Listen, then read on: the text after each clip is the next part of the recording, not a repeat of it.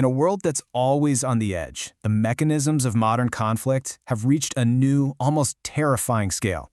What we're about to do is step inside one of these modern battlefields to really understand the forces at play. For 30 days now, the skies over Iran have been a battleground, just a relentless aerial war. But that's all about to change. You see, this conflict is shifting, moving from the air to the ground. And this is the number that's driving that shift. 3,554. That's how many strategic Iranian targets are still out there. And what that number really tells us is that air power alone just wasn't enough to get the job done. So, to neutralize those remaining targets, a significant ground force is now being put into position. The world is holding its breath, right on the brink of invasion. Okay, so what are we looking at here? Well, thousands of highly specialized troops have been deployed.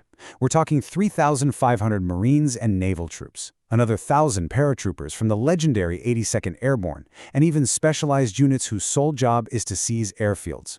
Let's be clear, this isn't just a show of force. This is the setup for a multi-week sustained ground operation. But you know, this ground mobilization didn't just come out of nowhere. It follows what has been one of the most intense aerial campaigns really in recent history. And when I say intense, the scale is just staggering. Think about this. Over 17,000 separate air and missile strikes have been carried out by U.S. and Israeli forces, all in just the last 30 days. Now, where that force was concentrated, that's very revealing. The capital, Tehran, has borne the brunt of it, enduring over 3,600 bombs. But this wasn't just about the capital. The attacks were widespread, hitting at least 25 other cities. And the targeting was very specific. The campaign has systematically gone after Iran's most sensitive assets. We're talking about critical infrastructure, especially its key nuclear facilities at Fordow, Natanz, and Bushehr.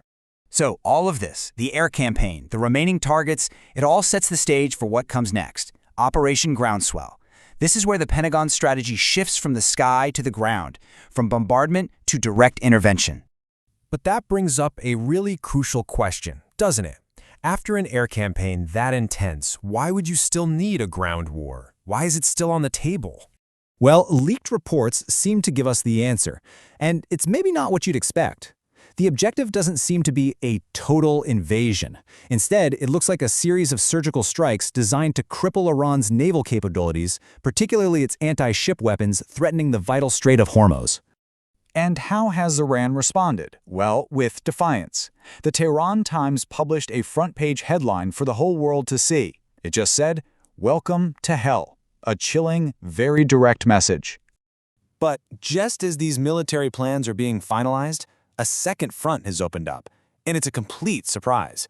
This one isn't in the Middle East. It's on the streets of America and Israel. And this really gets to the heart of the problem.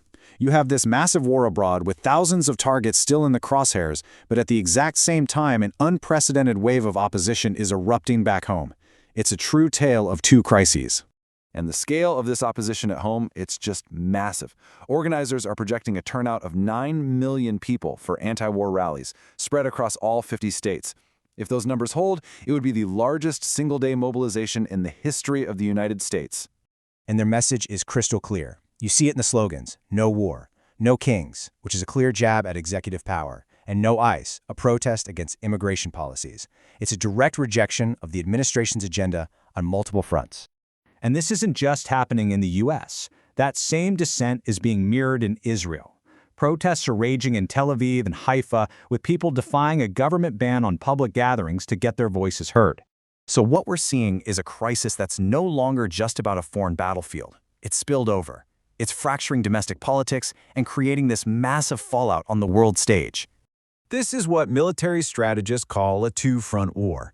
But it's a new kind of two-front war. You've got the military front in Iran, fought with soldiers and missiles, and then you have this political front right at home, fought with protests and public opinion. And these two fronts, they're on a direct collision course.